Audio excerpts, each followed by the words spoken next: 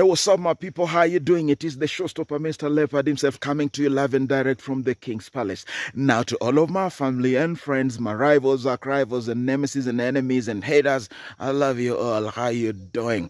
Now, today I'm not happy. I'm smiling, but I'm not happy, guys. I am a bit mad. I'm a bit crazy, and today I'm gonna serve it to you like Katwali will say, Allah, Allah. Shenzi. So today is a Shenzi moment, like literally. I just gotta put it exactly as it is. And I'm talking about the debacle and the fiasco surrounding the deputy president's trip that aborted. He was going to Uganda to do a private business. With whom? With Ndindi Nyoro, that's a kudos. With Oscar Sudi, so be it. When he didn't go, those are the two who went to represent him in this business meeting. So, I mean, cool. Those guys are businessmen, let them do their stuff. But that's not what has annoyed me. What has angered me is the ignorance with which we have responded to this debacle. I'm talking about the people who support William Ruto, and you're entitled to do that, and so you are angry and talking all manner of trash, so be it. I'm talking about the people who are opposed to William Ruto, and so they take it as an advantage to have something to talk about it. I'm talking about our ignorant media. Our media is so ignorant in this case. I mean, listen to me and you will agree with me that it's been an ignorant trip. It's been an ignorant ride with our ignorant professors of political science and communications experts saying and farting in our airspaces, saying all manner of things that do not make sense and are ignorant to the realities about this issue. This is an issue that has taken countries into civil war and burnt down countries into ashes. And I'll just tell you about the ignorant. But the person who annoys me even the most is the unpresidential William Ruto. And I'm not campaigning against him. I like the guy, I like his charisma, I like his energy. I support him in very many aspects. And it will not surprise me if I actually support him at some point. But I'm a bit angry at how unpresidential he is and how unpresidential he has been on this subject. So let me give you the facts quick and straight. Number one, who is William Samoei Arap Ruto? And I hope he could listen to this himself. He is the deputy president of the Republic of Kenya. Like the guy, head the guy, whether the security apparatus like him or not, whether he's in the same books with the president and aligned like the ducks with the president or not, it really does not count. He is the deputy president of the Republic of Kenya. Let me take you very quickly. Back in August of 1978, Mzee Jomo Kenyatta, president of the Republic of Kenya, dies at the coast. What happens? Moi, because he has been fought like Ruto is being fought today, he's out there taking care of his goats and sheep, not literally, but really nobody knew where he was. But the security apparatus had to look for him. Why? Because constitutionally, he is the guy who was supposed to quickly be sworn in, and he is the guy who was supposed to announce to the country that the president had just parted to the other side of the world. Just the other day, we had John Pombe Magufuli of Tanzania, kicking the bucket. What happened? Samia Suluhu was told by the powers that be that there is nobody else whatsoever who has the space, the right, and the mandate to announce that decision. And so she had to be sworn in very quickly. And she is the one who was supposed to announce. I'm not saying that anything is going to happen to the president, but you know that the deputy president is a heartbeat away from the presidency. He is a heartbeat away from succeeding the president. That is not a man who goes anywhere, any day he wants, any time he wants, whatever style that he wants. No, the security apparatus have a duty to protect the deputy president of the Republic of Kenya, especially on a foreign trip. The security apparatus, the NIS, have a responsibility to put intelligence in place for the safety of the deputy president of the Republic of Kenya. If William Ruto does not care or count on that as important on the basis of his personal relationship with the government of the day, though he's part of the government, then he better understand that he is a property of the Republic of Kenya. He is a matter of national security.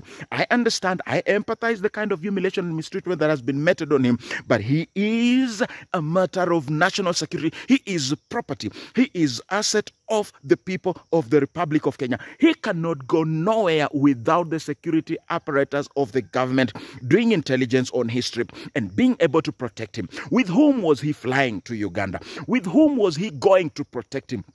who was handling his entourage, who was handling his security and his protection. It is the same people that he is talking down and saying that they're trying to play roles that they are not entitled and equal to. No, it doesn't happen that way. Even the Secret Service spies on the President of the United States of America, and if a matter of national security comes up, they gotta do what they gotta do. So that's number one.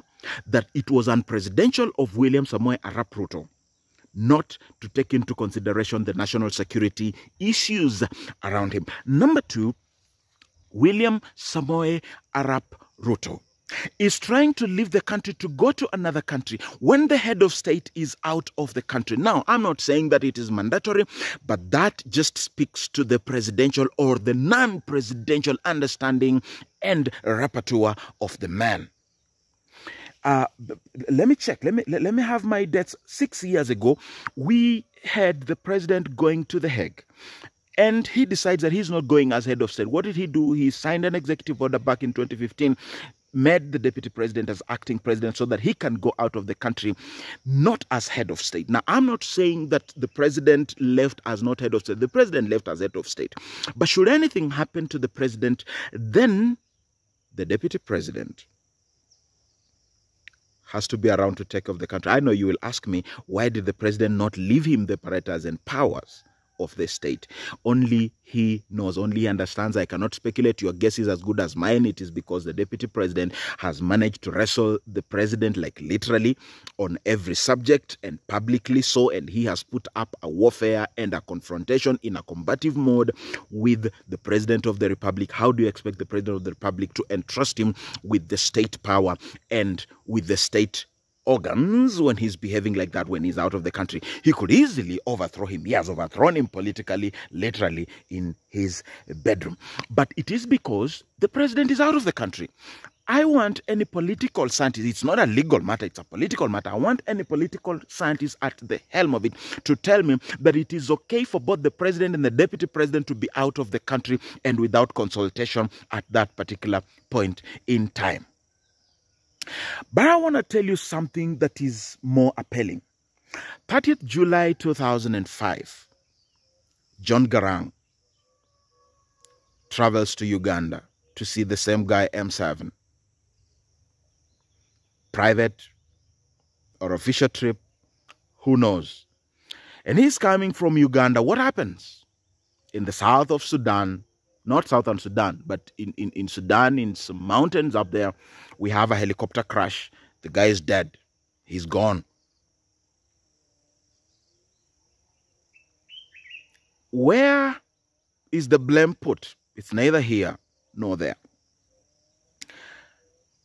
What happens?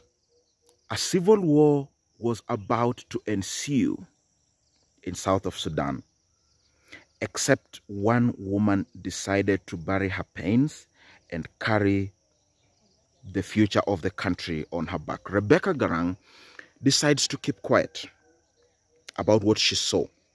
Rebecca Garang decides to save country from going down the civil war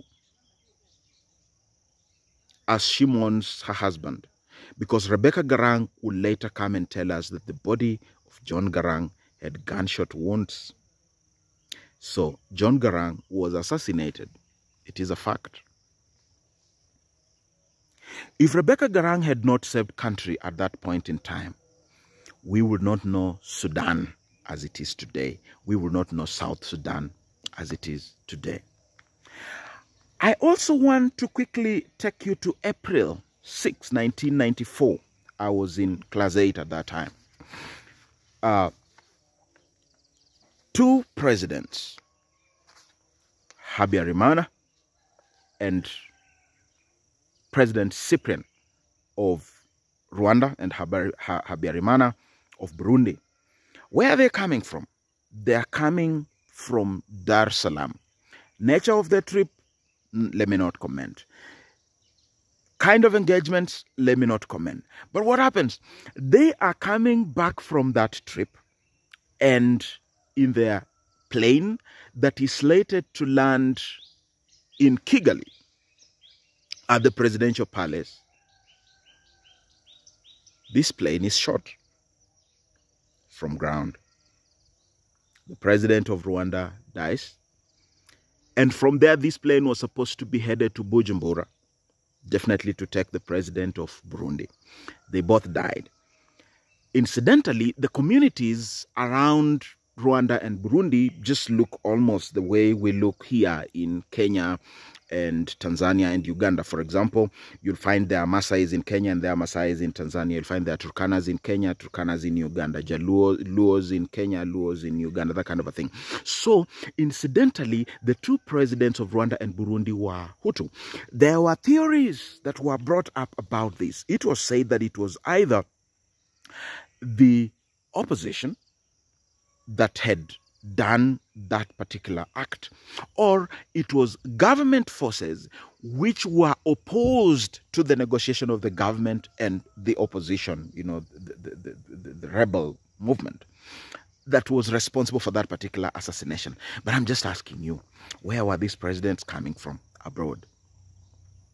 So, Dr. William Samoei Arap Ruto, I'm not saying that this is the case, but I want you to understand that a man known as John Garang has been assassinated while from a trip in Uganda. Whether it was done by foreign powers or by his own home country, nobody knows. But this could happen, sir.